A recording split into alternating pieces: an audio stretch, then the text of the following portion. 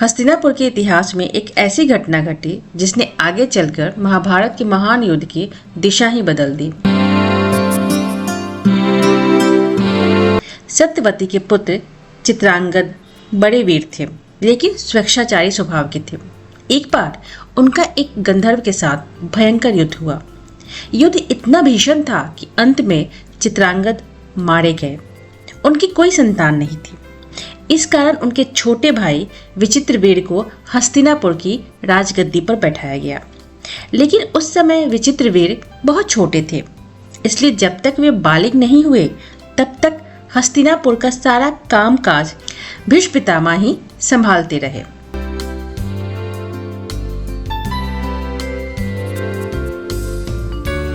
समय बीता।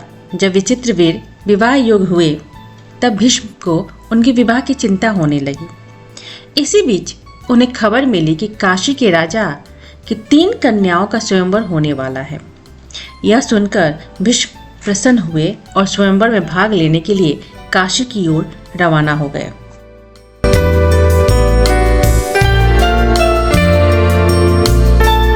स्वयंवर में देश विदेश से अनेक राजकुमार आए थे।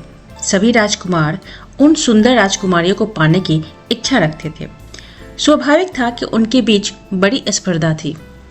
क्षत्रिय समाज में भीष्म की प्रतिज्ञा का बड़ा सम्मान था।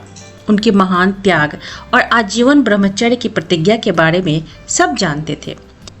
इसलिए जब भीष्म स्वयंवर मंडप में प्रवेश किए तो सभी ने सोचा कि वो केवल स्वयंवर देखने आए होंगे। लेकिन जब उन्होंने स्वयंवर में भाग लेने वालों में अपना नाम लिखा तो सभा में हलचल मच गई। किसी को समझ नहीं आया कि भीष्म ऐसा क्यों कर रहे हैं। उन्हें क्या पता था कि भीष्म अपने लिए नहीं बल्कि अपने भाई विचित्रवीर के लिए स्वयंवर में आए हैं।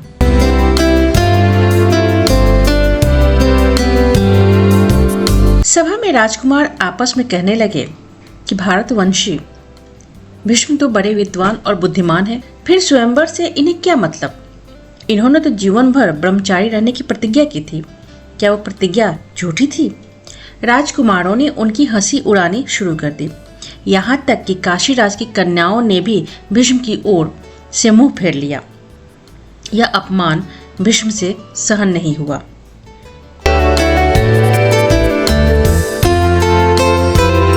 भीष्म ने तुरंत सभी राजकुमारों को युद्ध में पराजित कर दिया।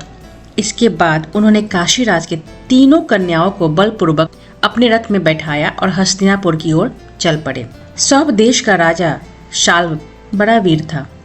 काशीराज की सबसे बड़ी बेटी अम्बा मन ही मन शाल्व को अपना पति मान चुकी थी। जब शाल्व को पता चला कि भीष्म राजकुमारियों को ले जा रहे हैं तो उसने उनका पीछा किया। भीष्म और शाल्व के बीच भयंकर युद्ध हुआ।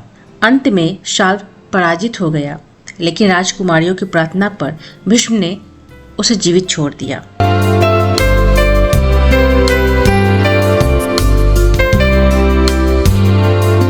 भीष्म 3 राजकुमारियों को लेकर हस्तिनापुर पहुंचे।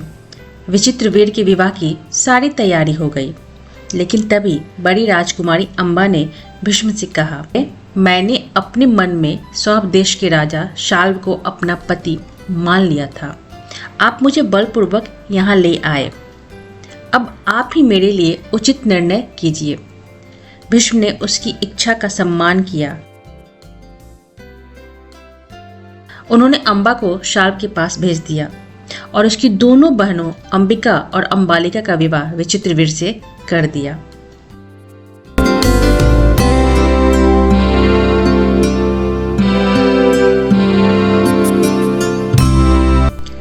अम्बा शाल्व के पास पहुंची और बोली, राजन, मैं आपको ही अपना पति मान चुकी हूँ। भीष्म ने मुझे आपकी इच्छा के अनुसार आपके पास भेजा है। कृपया मुझे अपनी पत्नी के रूप में स्वीकार करें। लेकिन शाल्व ने उसे स्वीकार नहीं किया। शाल्व ने कहा कि सभी राजकुमारों के सामने भीष्म ने मुझे हराया और तुम्हें ले गए।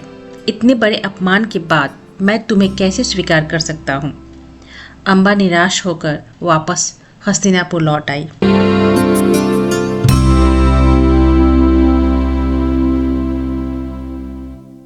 भीष्म ने विचित्रवीर से कहा कि अब वो अम्बा से विवाह कर ले, लेकिन विचित्रवीर्य ने भी मना कर दिया। अब अम्बा की स्थिति बहुत दुखद हो गई।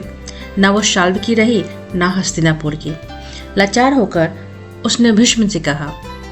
अम्बा ने कहा, आप ही मुझे यहाँ लाए थे, अब आपका कर्तव्य है कि आप मुझसे विवाह करें। लेकिन भीष्म ने अपनी प्रतिज्ञा याद दिलाते हुए कहा, मैं अपनी प्रतिज्ञा कभी नहीं तोड़ सकता।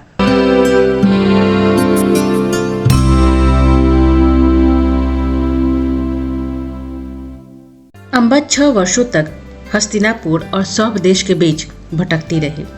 अब उसके मन में विश्वास बैठ गया कि उसके सारे दुख का कारण भीष्म ही है। उसके मन में प्रतिशोध की आग जलने लगी। वो कई राजाओं के पास गई और उनसे भीष्म से युद्ध करने की प्रार्थना की, लेकिन भीष्म के नाम से ही सब राजा डरते थे।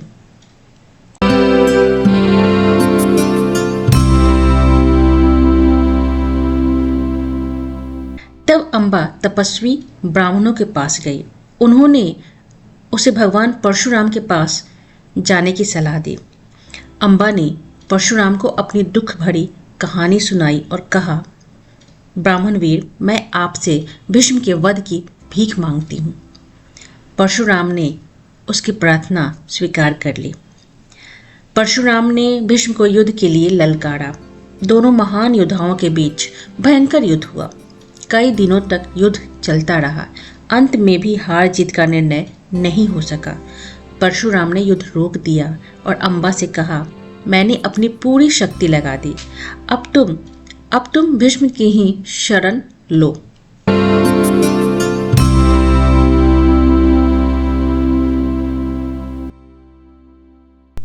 लेकिन अम्बा अब रुकने वाली नहीं थी।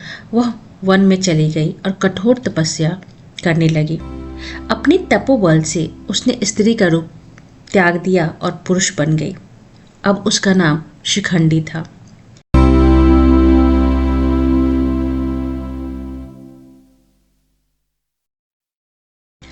समय बीता और फिर आया महाभारत का महान युद्ध, कुरुक्षेत्र का युद्ध। जब कौरव और पांडव आमने सामने थे, तब शिखंडी अर्जुन के रथ के आगे खड़ा था। भीष्म जानते थे कि शिखंडी वास्तव में अम्बा ही है, इसलिए उन्होंने उस पर बाण चलाना उचित नहीं समझा। तभी अर्जुन ने शिखंडी को आगे कर भीष्म पर बाणों की वर्षा कर दी। अंततः भीष्म पितामह बाणों से घायल होकर भूमि पर गिर पड़े। उसी क्षण अम्बा का वर्षों पुराना प्रतिशोध पूरा हो गया।